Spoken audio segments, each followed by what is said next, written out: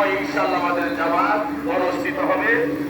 আমার কাছে আর 15 মিনিট বাকি আছে।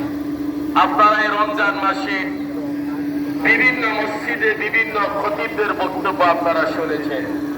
পবিত্র মাহে রমজান শরীফের ফাজাইল বরকত আমরা শুনেছি।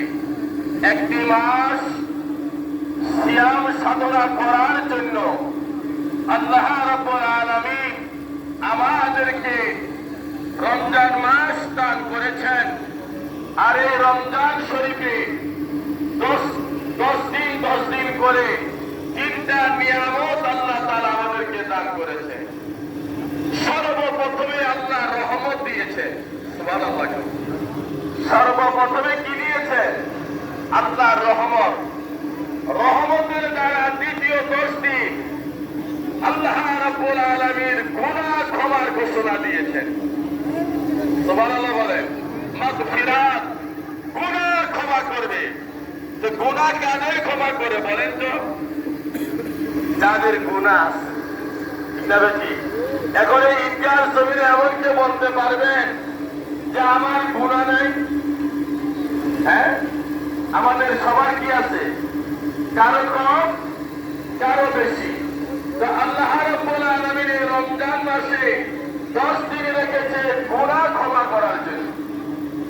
তো গুনাহ ক্ষমা হওয়ার পরে, গুনাহ থেকে মুক্ত হওয়ার পরে বলেন তো আল্লাহ কি ঘোষণা দিলেন? সুবহানাল্লাহ। গুনাহগার ছিলাম, ওই গুনাহগার তো হাসরের ময়দানে উঠলে জাহান্নামে নিয়ে যাবে। আল্লাহ বলছে ফেরেশতারা শোন, আমার বান্দা যখন রোজা রাখলো তাদেরকে রহমত দিলাম, তাদেরকে ক্ষমা করলাম।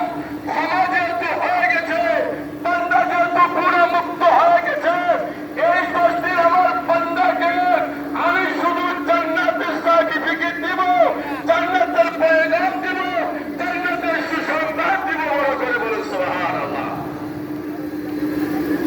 তো এই 10 দিন যাওয়ার পরে আজ পুরস্কার দিবস।